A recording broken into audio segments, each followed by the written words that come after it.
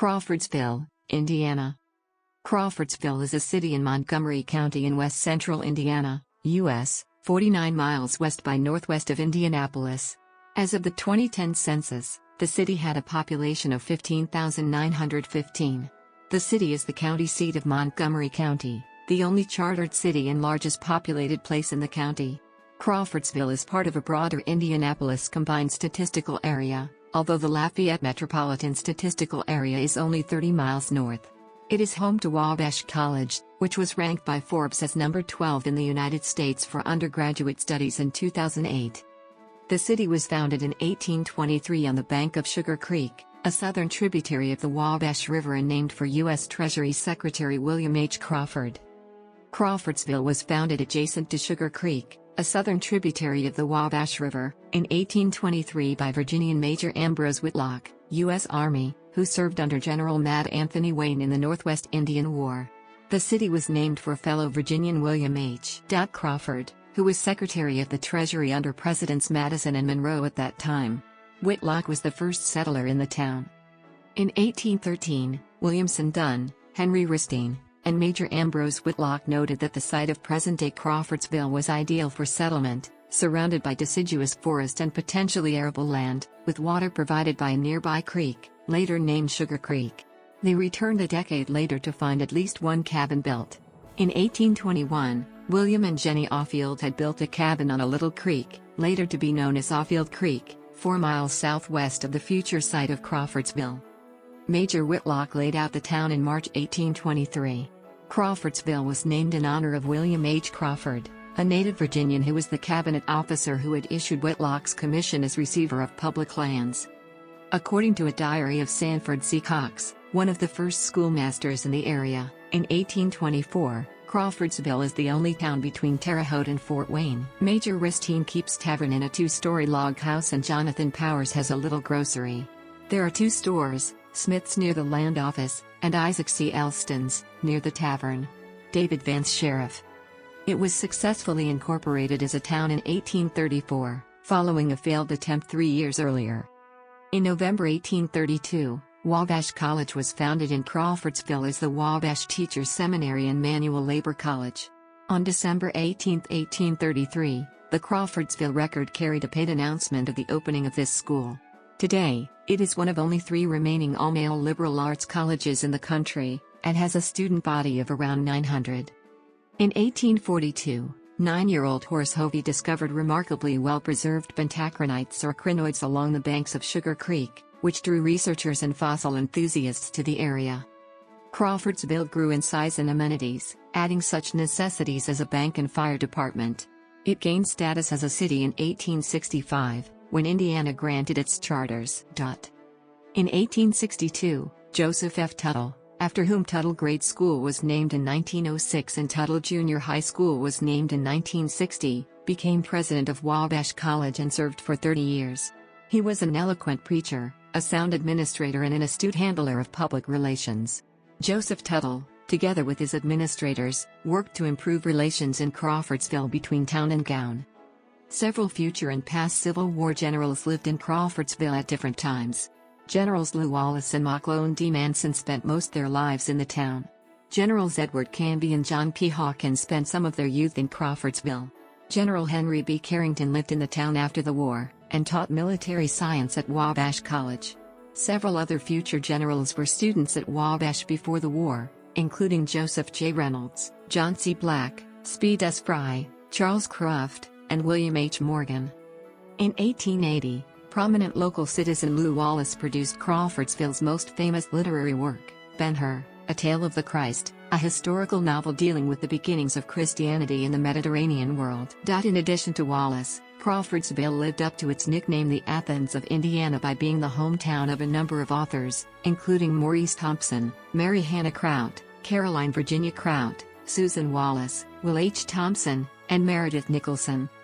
Hoosiers have long believed that the first basketball game in Indiana occurred in Crawfordsville YMCA between the teams from Crawfordsville's and Lafayette's YMCA's on March 16, 1894. Recent research, however, conclusively shows that while Crawfordsville was among the first dozen or so Indiana communities to adopt the sport, it was not the first place basketball was played in Indiana.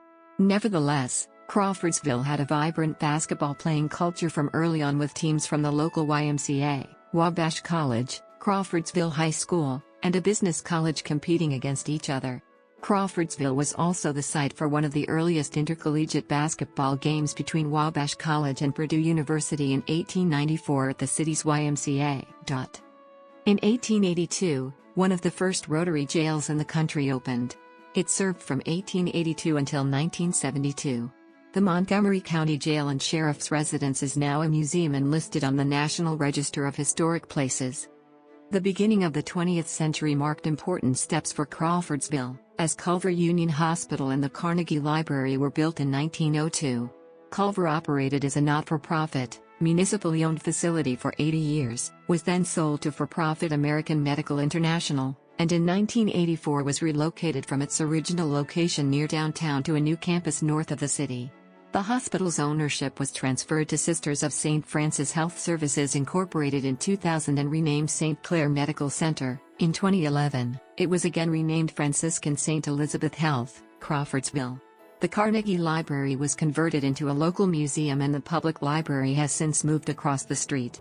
In 1911, Crawfordsville High School was founded, and promptly won the state's first high school basketball title. Crawfordsville's major employer for much of the century, commercial printer R.R. Donnelly, began operations in Crawfordsville in 1922.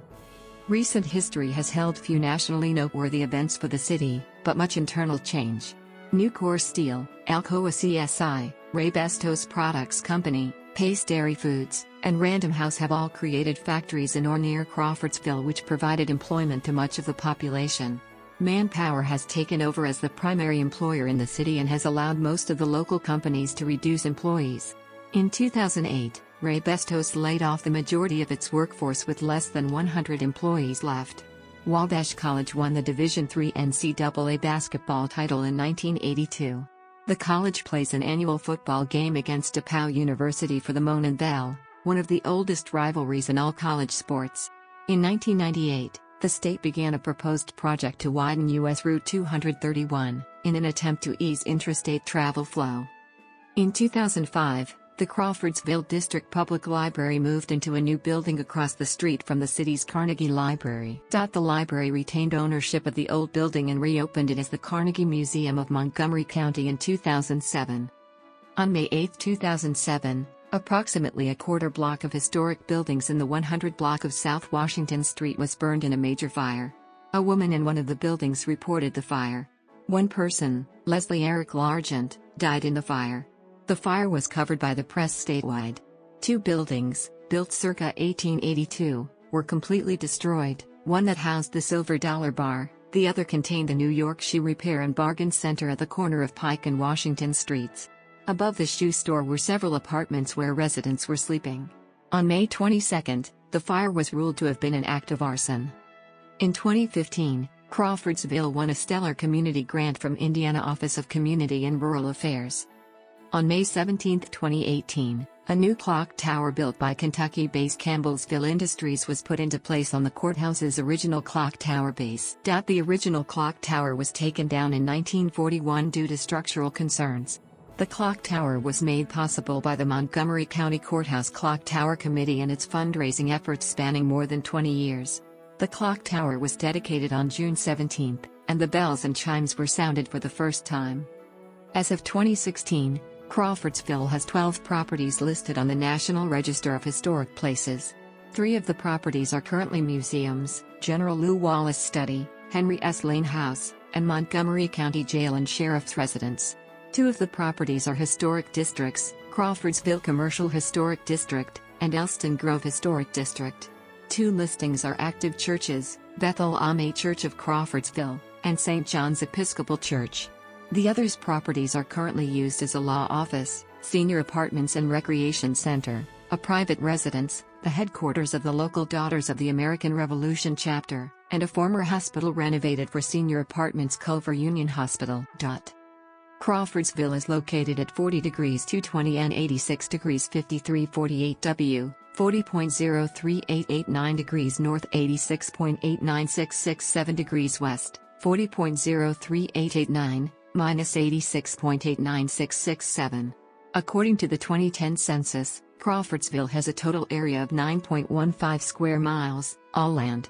Crawfordsville is located in west-central Indiana, about an hour west-northwest of Indianapolis, the state's capital and largest city. While the Crawfordsville micropolitan area is not yet formally a part of the Indianapolis metropolitan area, it is considered a part of the wider Indianapolis Consolidated Metropolitan Statistical Area and the Indianapolis Marketing Area. As of the census of 2010, there were 15,915 people, 6,396 households, and 3,837 families residing in the city. The population density was 1,739.3 inhabitants per square mile. There were 7,154 housing units at an average density of 781.9 per square mile. The racial makeup of the city was 92.1% white, 1.7% African American, 0.4% Native American, 0.9% Asian, 3.3% from other races, and 1.6% from two or more races. Hispanic or Latino of any race were 8.2% of the population. There were 6,396 households, of which 30.3% had children under the age of 18 living with them, 40.8% were married couples living together, 13.6% had a female householder with no husband present, 5.6% had a male householder with no wife present, and 40.0% were non-families. 33.7% of all households were made up of individuals and 14% had someone living alone who was 65 years of age or older. The average household size was 2.31 and the average family size was 2.91. The median age in the city was 36.6 years. 22.3% of residents were under the age of 18, 13.4% were between the ages of 18 and 24, 24% were from 25 to 44, 23.4% were from 45 to 64, and 16.9% were 65 years of age or older. The gender makeup of the city was 50.1% male and 49.9% female. As of the 2000 census, there were 15,243 people, 6,117 households, and 3,664 families residing in the city. The population density was 1,819.4 people per square mile. There were 6,623 housing units at an average density of 790.5 per square mile. The racial makeup of the city was 94.02% white, 1.61% African American, 0.31% Native American, 0.70% Asian, 0.07% Pacific Islander, 2.39% from other races, and 0.91% from two or more races. Hispanic or Latino of any race were 3.25% of the population. There were 6,117 households, out of which 29.2% had children under the age of 18 living with them, 45.0% were married couples living together, 11.2% had a female householder with no husband present, and 40.1% were non-families. 33.9% of all households were made up of individuals and 14.5% had someone living alone who was 65 years of age or older. The average household size was 2.30 and the average family size was 2.94. In the city, the population was spread out with 23.3% under the age of 18, 13.4% from 18 to 24, 27.3% from 25 to 44, 19.6% from 45 to 64, and 16.5% who were 65 years of age or older. The median age was 35 years. For every 100 females, there were 98.8 males. For every 100 females age 18 and over, there were 97.1 males. The median income for a household in the city was $34,571, and the median income for a family was $43,211. Males had a median income of $32,834 versus $22,093 for females. The per capita income for the city was $16,945. About 10.0% of families and 12.9% of the population were below the poverty line, including 18.9% of those under age 18 and 7.0% of those age 65 or over. Crawfordsville is the home of the world's first thin slab casting mini mall. Nucor Steel broke ground on its first sheet steel mill and first galvanizing line at its billion-dollar Crawfordsville facility in 1987. R. Donnelley & Sons Company started a printing plant in Crawfordsville in 1921, which continues to employ many local residents. The plant name changed to LSC Communications in October 2016 when R. Donnelley & Sons separated into three separate companies. Most of the city lies within the Crawfordsville Community Schools school district, while parts of northern Crawfordsville are in North Montgomery Community School Corporation and very small sections of South Crawfordsville are in South Montgomery Community School Corporation. Crawfordsville is among the smallest cities in the United States to have two daily newspapers, the Paper and the Journal Review. Currently, Amtrak provides service to Crawfordsville.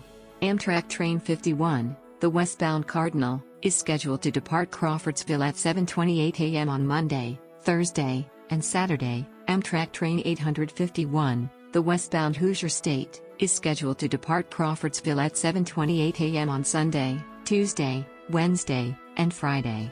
Both trains go to Lafayette, Rensselaer, Dyer and Chicago Union Station to connect with other trains.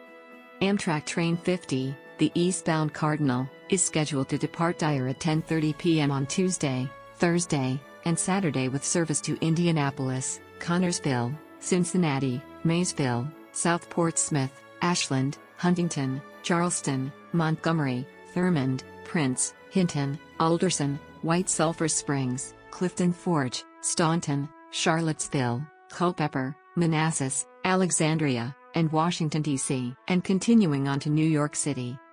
Amtrak Train 850, the eastbound Hoosier State, is scheduled to depart Dyer at 10:30 p.m. on Sunday, Monday, Wednesday, and Friday with service to Indianapolis. Until 1967, passenger service was provided by the Monon Railroad, providing service to Chicago, Lafayette, Greencastle, and Bloomington, Indiana. The Monon Railroad was merged into the Louisville and Nashville Railroad in 1971. Crawfordsville is served by the Crawfordsville Regional Airport. Located 4 miles south of the city, the airport handles approximately 6,383 operations per year, with 100% general aviation and less than 1% air taxi. The airport has a 5,505-foot asphalt runway with approved GPS and NDB approaches. Runway with approved GPS and NDB approaches. Runway with approved GPS and NDB